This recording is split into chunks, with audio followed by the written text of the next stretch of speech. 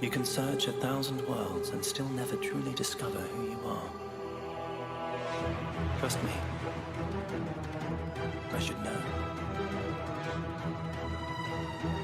But now, I seek something more tangible.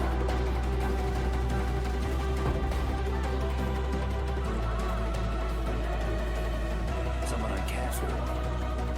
Trapped within the embers. Reliving memories. Made real. Made grotesque. Made foul.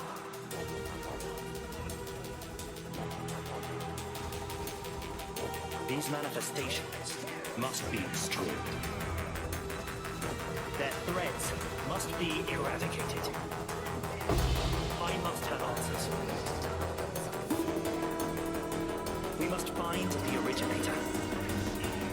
We must save my sister.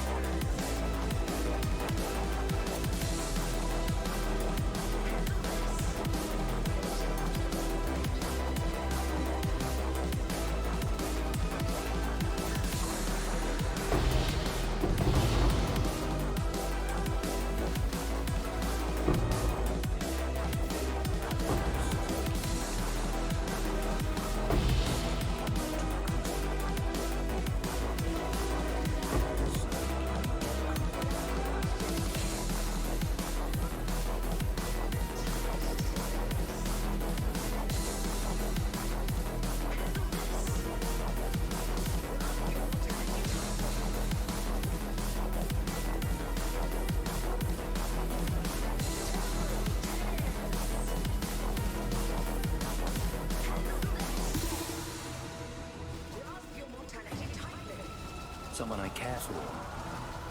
Trapped within the embers. Reliving memories.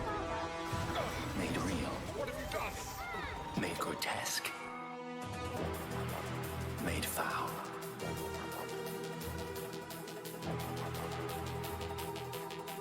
These manifestations must be destroyed.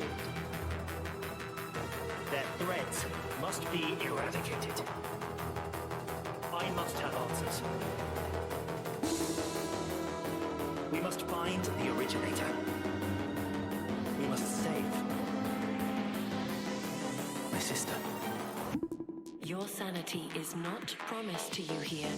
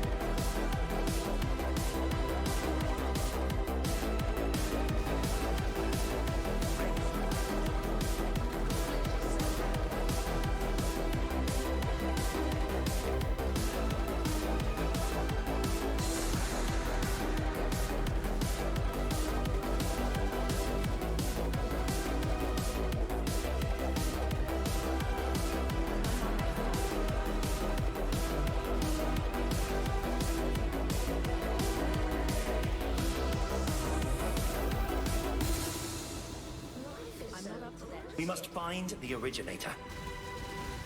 We must save my sister.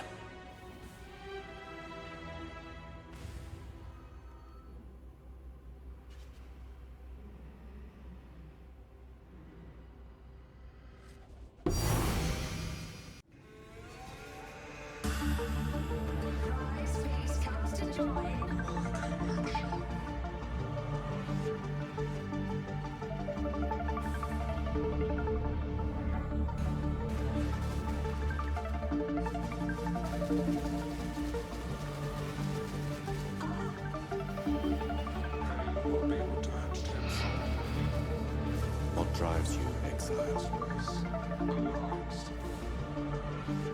Is it justice? Revenge? Honor? No. It is power. We felt your deeds. Felt their shockwaves ripple through the void. You have our attention. Now you must keep it. Your limits will be tested. The stars themselves will bear silent witness. How far will you bend before you break?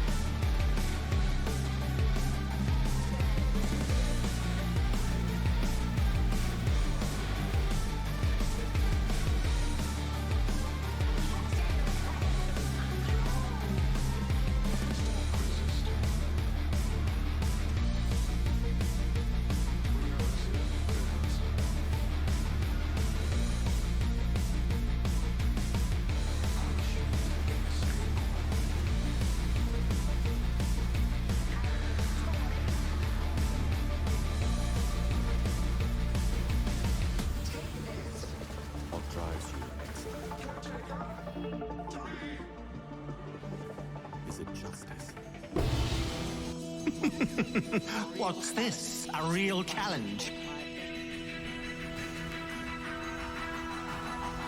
You've finally caught my attention. A fellow exile. One more fool under Zana's sway. Allow me to destroy you before she has a chance to betray you, too. At least, my way will be quick. You slew my friends! You brought ruin to my world! You have invaded my very sanctum. I should be furious, and yet I feel nothing.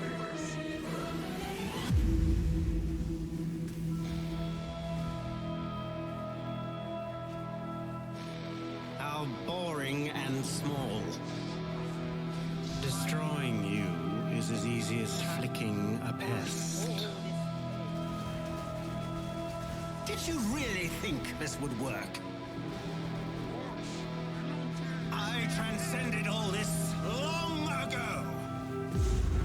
Feel the thrill of the void. Why run? What's the point? Your lives are meaningless. Watch guilty crumble.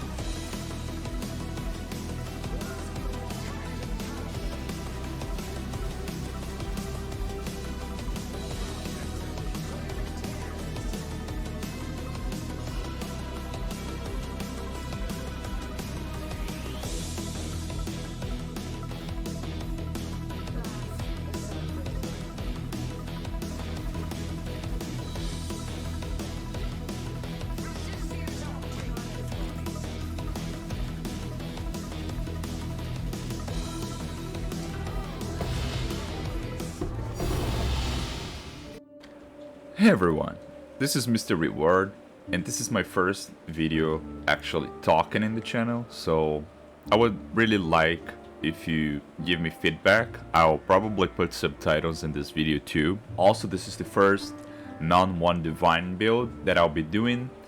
It is a build guide for Frostblades, and let me tell you, Frostblades is probably one of the builds I did the most together with Righteous Fire in this game. I actually started playing PoE on before Bestiary League. I would say I started doing leagues on Bestiary, but before Bestiary I was playing on and off. After Bestiary I played almost every single league. Frostblades is a very good clear skill, like you attack and a couple blades diverge from the impact point, so you have the attack point, and it also has projectiles, so it scales both with attack and projectile damage. A couple builds focus more on the projectile aspects, and a couple builds focus more on the melee effect. And although it is a melee build, it doesn't feel like melee. Like you do actually hit melee, but not all the time, right? A lot of the time the projectiles do the hard work and you don't get that close to enemies. Of course, it is still melee. If you're used to playing something like Ice Spear Totems, of course you're gonna have to go in the range of the monster to hit him, and that's what is going to kill you a lot of times. And this build is pretty interesting because I loved to play the version with the frenzy charges using Dark Ray Vectors, and that was when Raider was a thing, and now we don't have Raider anymore. We have Warden as an ascendancy, so a lot of things changed, and it is a clunky build, although it is very powerful. So if you're planning on starting the build, like let's say you have only one divine, I was planning to do a one divine version of it, but I felt like it would be much better doing something different. As we are very further into the league, I will still continue doing one divine challenges, but I want to see if the channel has if the channel can go through a different phase and maybe show a couple interesting builds. I know a lot of people always ask me, can you do builds with more budget? And at least once, like this time I'm gonna do this build with a little extra budget, right? So if you want to go with one divine route, then I prepared that for you, and I will have to tell you, I will start explaining the build right now, okay? So the most important thing if you're gonna play Warden is the tinctures. The tinctures are more important than your weapon. They are more than 100% of your DPS. Like if you go to PoE, if you go to POB, Path of Building, and put your build there, if you deactivate the tinctures, you lose, I'd say with both tinctures deactivated, you lose 90% of your damage. And this is very interesting, right? It's because the tinctures solve all the problems an elemental melee build would usually have. So the Rosethorn tincture is going to solve your crit. With this one, your crit cap. It also, so what it needs to have is, I'm gonna press Alt here, and you're gonna see this one. The important thing is the penetration. It doesn't matter, right? It could be attack speed instead of penetration. It needs to have, one of the tinctures need to have a penetration and increased effect. The increased effect doesn't matter the tier, it only needs to be 35% increased. And then in the other tincture you need to have either attack speed or penetration and increased effect. And again, the increased effect doesn't matter, it needs to be 35, right? But the attack speed and penetration, you want to be as close as possible to tier 1. Another thing is, if you could afford, or if you could buy those tinctures with quality beyond 20%, that's gonna be so much better. And I would also advise you to buy a lot of blast orbs and throw in the implicit, because the implicit can go in this case for the Rosethorn from 100 to 150, and you want at least 150 if you have the currency to do it. With one divine I couldn't do it. Then we have the prismatic tincture. This one you wanna to be as close as possible to 100%. You can see this one I got 99. So of course, the increased effect goes and applies extra effect, and the quality also increases it further than 100. So you will see that I get 160 increased elemental damage with melee weapons. Just activating those abilities, the damage goes to the roof. So you need those two. And then the sad thing about it is you can't automate the tinctures, you will have to press it. And different from other builds, the good part about Warden is if you have like a little bit of mana, it's not gonna take a lot of mana at all, right? It's going to be guaranteed that all the time you will have the effects of these tinctures, and when you press it, it will be activated for, let's say, roughly 3 seconds, and then it will take the effect because of the radar pass. Here real quick, if you go here, it says that the effects linger for 0.5 seconds per mana burn. In 3 seconds you're gonna have 12 mana burn, and then you're gonna get 6 seconds of effect. That's what's going to happen all the time. So you will press it every 9 seconds, and that's how it works, right? But keep in mind, if you take 5 minutes to do a map, you're gonna have to press it a couple times during the map, right? That's it. You're not gonna do the map without these ones. Of course, packs of normal monsters, even tier 17, you can kill without the tinctures, but if you go against a rare monster, a magic monster, you wanna have the tinctures up, because they are very powerful. They are 100% of your damage. You need to have them up, and that's what's important. As you will see, I will just show you in my build, if I don't have the tinctures up, they are not up right now. I mouse over. Of course, this is not exactly the damage that the build does. There's PoE, there's a lot of other stuff, and Mercenary, we're gonna go through that. But look here, we have 294,000 damage. I activate the tincture. One tincture activated. I activated my prismatic one. I go to 400,000 DPS. I'm gonna activate the other one, and then we go to almost 1,000,000 DPS. So that's what it says here. So that's it. 900. The thing is, you're gonna have debuffs, right? Don't fret too much if you use tinctures with other characters and they destroy your mana pool, and oh my god, you have only 100 mana, you're not gonna be able to sustain it. Of course I will, right? All the time you're gonna see in the videos, if I wanna press it, I will have mana to do it, because it will not take that much mana, the mana burn and the points we have on the tree. Each tincture right here I crafted myself, but they would cost like from 2 to 3 divines each one, let's say 6 divines for both of those tinctures. This one I think I paid 3 divines because it was 23. You can buy without the quality, it doesn't make that much of a difference, but I go to 249. Increased critical strike chance from the 228 from the bad rolls right here. You can get better runs. So I also did the build. I wanted to do the build with interesting budget. I said under 100 divines, and I did it. I will say that I did for less than 50 divines the build, and then I did the Merc, which was 35 divines. Let's say it is 50 divines for the build and 35 for the Merc. Then we have 85 divines in total, and the build would be even better if I took this Remiss concoction and put Upper Genesis. I can, but I decided not to not make the build too expensive. That would make the survivability better, and put a 2 flask Mage Blood with let's say an Amethyst. Then we could take out this jewel right here. Let's see if I can show you. Light of Meaning from Chaos Resistance. We can put a flask with like a 2 flask Mage Blood, right? That's not expensive at all, but of course a lot of people cannot afford, so we're gonna go with the simple version. Okay, so and then for the 1 divine version, you would run 2 tamings. That is gonna increase your damage. The Heat Shiver doesn't need to be special at all. A White Wind can do it, and then you switch the points in here. You switch those points from Claw to this node right here, this wheel right here. You can get the Nightblade still, the same thing, and that's it, right? There's no problem. You're gonna have like roughly 1.5 to 2 million DPS, and that's okay. It is just an idea, right? But now let's talk about my build itself and how I did it and what you need to do. So I already talked about the tinctures. They are the most important part, and then we're gonna talk about the claw. The claw in this case, I'm using a Gemini claw, and you would want to buy a level 83 claw, at least 83. Mine is level 85, and it needs to have the this fracture physical damage increased. Then I crafted it with the physical essence. You can see of the essence there adds 20 to 44 physical damage. I spammed a couple essences.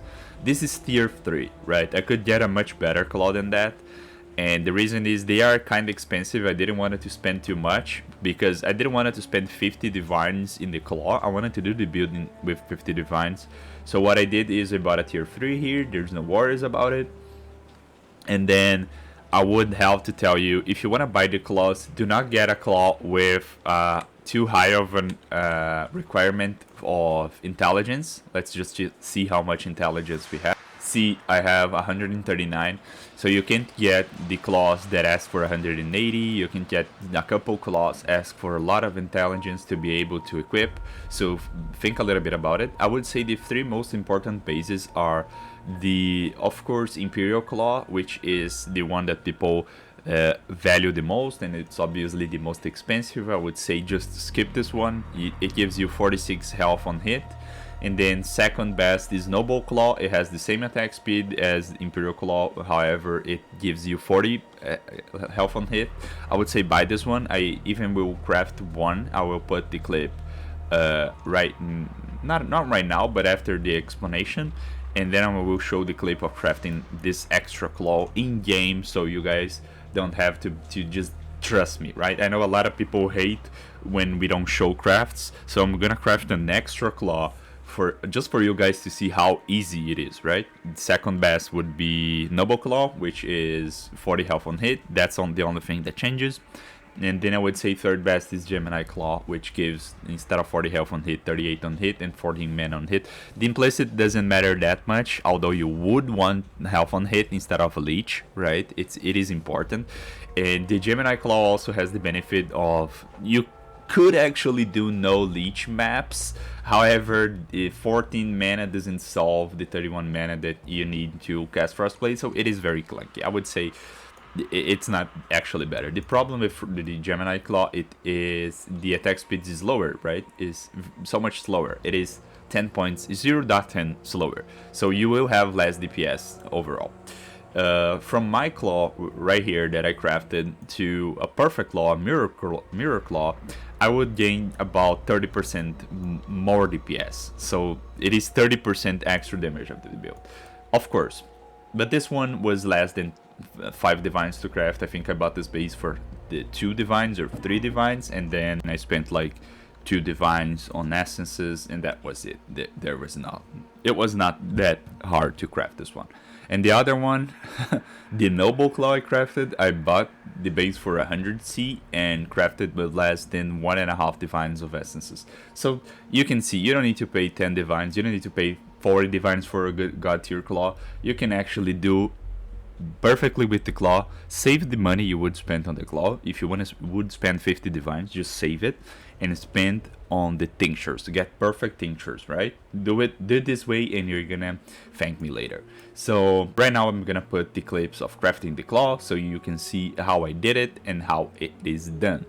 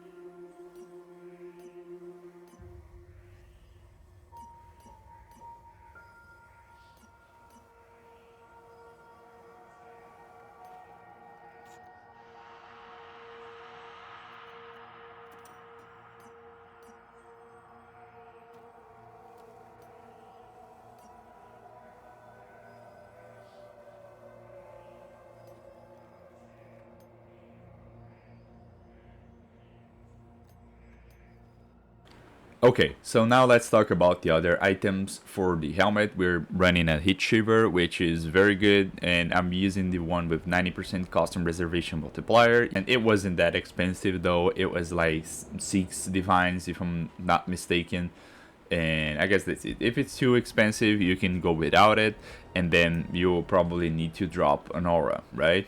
And the auras I put an Enlightening 3 because yeah, we still have to solve a little bit of our problems. And then I'm using Herald of Ice, followed by Hatred, and a level 1 Precision, which will enable our Watcher's Eye. If you don't want to run Precision, there's no worries. It's not the Precision that's going to cap your accuracy. The Precision is there just for the crit multiplier on the aura.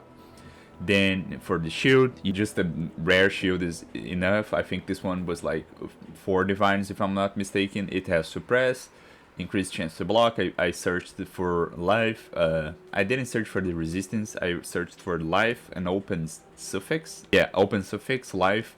And then I clicked on the chance to block. And this one has 47. And that was it. I bought this one, right? Actually, life and suppress. Life, suppress, open suffix, and then click on the block. You would get a shield that has a lot of block. So just this shield has the only block that I have in the build is 47% attack block. It's okay, right?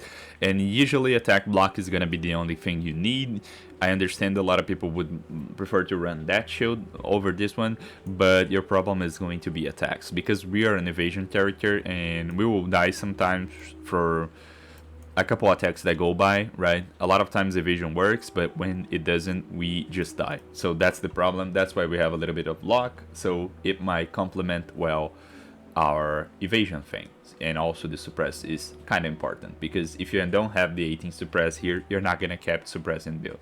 I think I have almost perfect suppress cap. Then for the amulet, we want a Yoke of Suffering. The rolls, if you can get one with 10%, that's better. And good resistances, nothing special. It just increases our damage a lot, as does the Taming, with very good elemental resistances if you can get.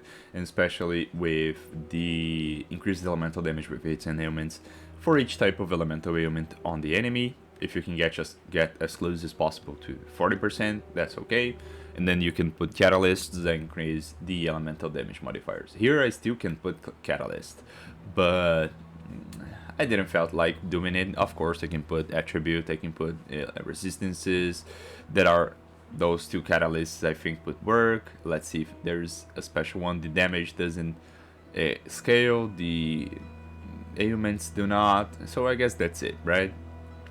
Maybe the chance to shock, but we don't care about it that much. It is good that we have this, the elemental damage can shock, but 7% is okay, 5% is okay. Most important modifier is the 10% increased damage. This ring has a little bit of chaos resistance, WED, and life and dex, so attributes are a little bit hard in this build, so you will need dex here. This ring also has attributes. It has 57 intelligence, and strength we solve with jewel that I will show later.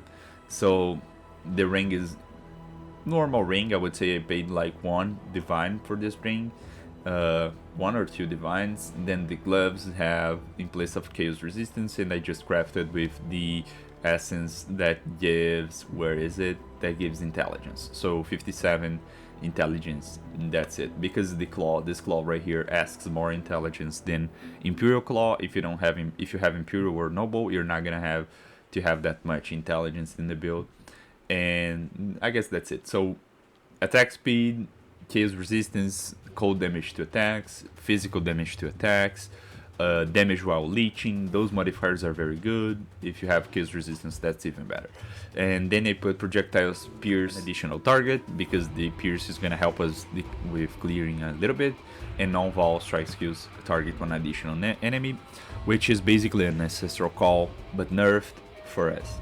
Then for the belt, I'm using Stygian Vice that has the 38% increased damage with hits against shield enemies, which is pretty interesting. As we're not using Mage Blood, we're gonna be taking advantage of the huge HP pool that we can get on the Stygian Vice with 130 here, a little bit of resistances. I just searched for life resistances and this modifier because this was a little bit expensive. It was, I believe, 3 divines for this belt, as it is hard to find. This is a redeemer belt, and because of that it is hard to find one with good rolls on the increased damage. This is tier 1 though, it is very good. Of course it has trash modifiers like the energy shield, stun and block recovery do nothing for us, and the lightning resistance is not that good. And it had an empty suffix, so I crafted increased flask effect duration. That's also very interesting for us. I would say it's kind of mandatory if you get this one in here. And for the duel, we get a duel with flat 2 attacks, so flat fire, flat cold, and then I got flat fire, flat cold, and cold. This duel is awesome, right? Look at this duel. I think I paid 1 divine for this one. I don't know how expensive it would be. Maybe I got a big deal, right? Because it's 40 on the life. It is very, very, very good. These ones have life, and you have the fire called lightning resistances, so I guess that's it. Then for the flasks, in this case I put Rummy's Concoction instead of Progenesis because I don't have the budget for it. I put a Stibnite and a Jade Flask, and this one gives me more evasion, this one gives me more less effective curses, and then the 2 flasks that I had in the build. Next, let's talk a little bit about the passive tree and the cluster jewels and whatever is important, right? So then I will go for a couple of things. First of all, we are running the Light of Meaning with Chaos Resistances. Great Chaos Resistance that only is here to cap my Chaos Resistance. You can see right here that my Chaos Resistance is 85. If I take the jewel out, it's -3. That's how much Chaos Resistance this jewel gives me. However, it would be better to put in this place right here a jewel with increased cold damage. And that would be so much better for our damage. If you can think that this basically caps our chaos, then you can understand how overpowered it would be for damage. However, I believe that the build should feel good, and if I had -3 chaos resistance, I don't think it would feel that good, right? So that's why I'm doing this one. Of course, you could put something different if you feel like it. This was like 3 divines at the time. And then I'm putting a Thread of Hope. This one has terrible rolls. It has -17. It goes to -20. So basically it was one of the worst Threads of Hope you can buy. This one was 10 chaos. And it's so good. I think it was 10 or 20 chaos, but it's very cheap. It's one of the cheapest. You can get life on kill with increased life of 7%, which is very impressive for 1 pointer here. Then we get 10% suppress, we get increased attack speed, movement speed, increased chance for attacks, penetration, and life on kill, strength, and increased maximum life. This is so good, man. It is very, very, very good. Then for the tree, nothing is special. Let's talk about the cluster jewels. This one is the one you want first. It is you don't care about the mana regeneration. All you want here is this node right here, martial prowess, attack damage, attack speed, global accuracy, and damage for movements. And then you want the 2 sockets. The jewels have usually they have life, create multi, and whatever, right? It is, I got them from the PoB, which one the PoB said it was the best. This jewel is obligatory. You need to have a lethal pride, and the nodes are not important, right? You just want it because of the strength. If you take this off, you're gonna lose all your strength. All your strength comes from this one. And in my case, I got very, very good nodes. I just snatched this one for 100 chaos on the trade, but I think it's so much more than that because it gives me endurance charge generation, and that basically caps my endurance charge. It gives me increased melee damage, chance to do double damage #1, Fizz's extra fire #1, 1 fortification, burning damage whatever, then reduce damage from critical strikes, whatever, Fizz's extra fire 2, and increased strength. So it is interesting. I would say 1 or 2 divines, but I got for 100C. And then this one is the most expensive. I think I bought it for 2 or 3 divines. I don't remember. I think it was 3 divines, but it's a 12 passive increased code with good mods. And in my case, it has increased life, increased effect, 35% increased effect, that's what you want, and increased attack and cast speed with code skills. And it also has fire resistance. So come on, that's very good, right? And I get each one of those points is like 2.5% increased DPS, and then we get to the Watcher's Eye, which is a crit multiplier while affected by precision, and cold damage while affected by hatred. I think I paid 5 divines for this one. Then this one was 1 divine or 2 divines, I don't remember. Corrupted Blood Jewel with increased life and crit multiplier. I think it was 2 divines. So I guess that's it for the jewels. I talked about every single jewel. The rest of the tree is very important, but of course I'm not gonna go through every single point. I'm just gonna talk the most important, as I said before, the tinctures. You get this one, the effect lingers, and you can have an addiction tincture active. The problem is the tinctures, they are gonna basically burn all your mana away. So how you solve that?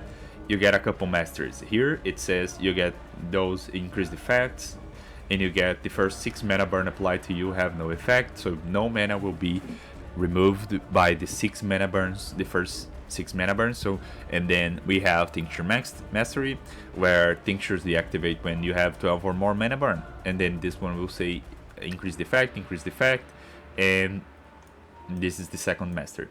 Another thing very good, a lot of people don't get this point, but this is going to make your mana pool bigger, because the problem with the mana pool is not because of the tinctures, but because Frostblades ask so much mana to cast, okay? Then I think that was it for the tree. Okay, sure. Now let's talk a little bit about the Mercenaries and which one I'm using. I'm gonna put a picture on the screen which is the better mercenary and which one you're looking for. I played for 2 whole days while like searching mercenaries and doing the mechanic and everything, and I couldn't find him. I don't know how that works. And also I'm gonna tell you, man, I have been playing like for 1 entire week trying to do a specific build, and I was searching for this Thunder Quiver right here. He still has no items and everything, and I couldn't find it, right? I had the build, but the build needed precision and ref, and I wanted to do a thing where my mercenary has those auras. However, the problem is I couldn't find that elusive trickster. And then when I'm doing the Frostblades, which doesn't need those auras, I just find him randomly, and he has both auras. So come on, I hate this game. I hate searching for mercs. This is the worst. Literally the worst part of the league is just trying to find the mercs, and then you send him away and you never find him back. So that was it. I had to do with this Earthshaker. However, what I really want is one with character that has determination, vitality, and uses a two-hander. His skills do not matter at all. Like, I don't care at all about his skills. I don't care if he makes me invulnerable, invincible. I don't care. I just want vitality. Vitality would raise my survivability so much, you guys can't begin to imagine, right? And then what does he have? He needs to wear either a sword and an axe, a two-hander, and then you're gonna put a Kingmaker. This one was, I believe, 6 divines, if I'm not mistaken. So this is what I'm telling you guys. This mercenary is the most expensive part, right? It is very expensive, of course. All of those items will retain their value if you're done with it through the rest of the league. I believe you're gonna have you can sell those in a very good price. So Crown of the Tyrant I bought when it was 22 divines, and then this one for 6 divines. Crown of the Tyrant. Okay, let's talk about the Kingmaker. Kingmaker has the line that says you have 10 fortification, which is perfect. Okay, we do generate for fortify in the build with the body armor with the 9%, and usually I will have 20 stacks of fortify during the entire map, but starting at 10 the minimum, it's so much better than starting at 0. And then the best line, I don't care that much about the fortify, but the 50% crit multiplier is huge for us, right? And we have Culling Strike, so we don't need to get Culling Strike for Mark. We don't need to do anything special. We get all those things, and also item rarity. What else could you ask, right? This is 6 divines well spent. And then the Crown of the Tyrant, I paid 22 divines for it. It's not that important. Just take a look at here. It says I'm gonna activate my tinctures, right? So okay, with the tinctures active, you can see that it says 1.1 million DPS. It says 1.1 million, right? It's not that much damage. What this item does is it gives the enemies around minus 10% all resistances, and depending on the color of the socket, you will deal added damage. So it is, in this case, 52, 88 added cold damage. Although it doesn't show here when I mouse over on the DPS, you can take a look at this claw and see that this claw has 46 to 92 added cold damage. It's basically the same row, right? It's 46 to 88 in here. 46 to 92. It's a little bit better on my claw. So if you go to see on PoE, this gives me roughly 1 million DPS as an increase. If I added just this line, of course the enemies will have minus 10 to all rest, so that's even better.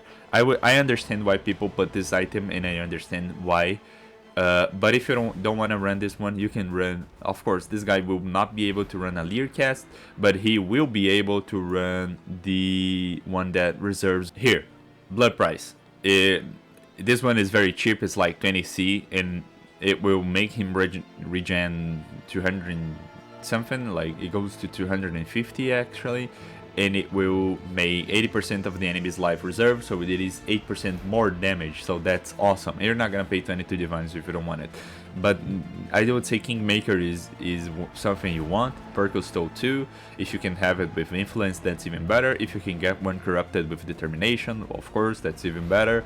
But I would say it is more expensive if you go that route, and it makes your damage lucky. That increases your damage so much. It is what you want. And then I decided to buy a time clasp with determination effect, as this guy already has determination, and time clasp gets damage recoup.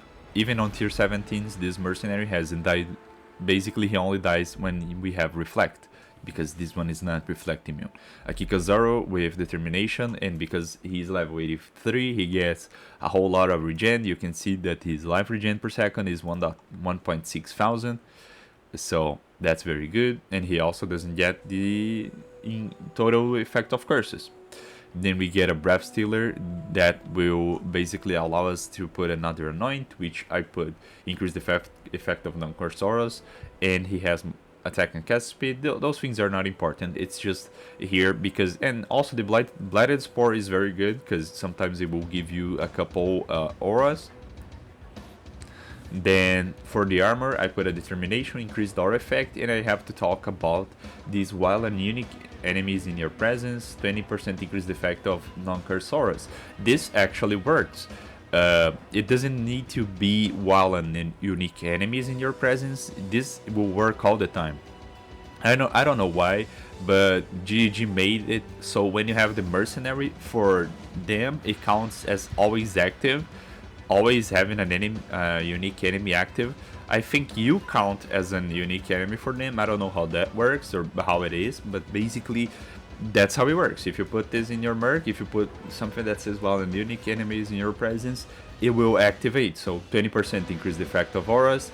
It's a body armor that fixes the mercenary resistances and gives him a whole lot of life. For his belt, I got a belt with 15% increased effect of determination and Chaos Binding, which is converting an enemy's physical damage to fire, which is so much better for us. And then the boots, the same thing, 9% increased cooldown recovery rate. I don't know, I didn't find anything better than that. So yes, Intimidating Cry will be, so he will spend that, and Chaos Resistance, so he can get a little bit extra Chaos Resistance. He's very tanky. It's hard for him to die unless of course the map has Physical Reflect. He can do Elemental Reflect, but Physical Reflect he can't.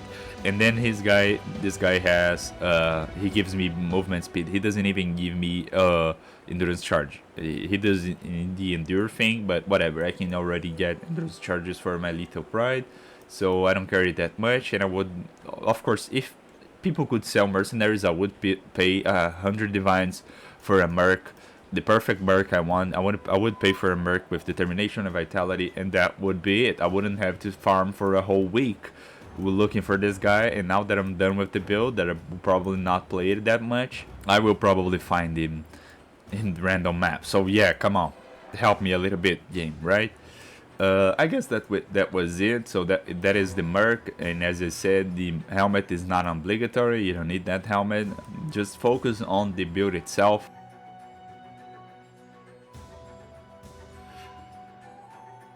Anything you want to ask, I will answer. Just post a comment about it, like, subscribe, and please give me feedback. Like, what do you like more? Would you like more videos like this, like explaining builds and showing how the build works and whatever, or you would be preferring videos like the One Divine Challenge? I will always come back to the One Divine Challenges. We'll continue doing them, but if you guys are fine with me talking like terrible broken English all the time, then I guess that's it. We can also do that type of content. So without any further ado, have a good one, Exile, and I see you in the next video.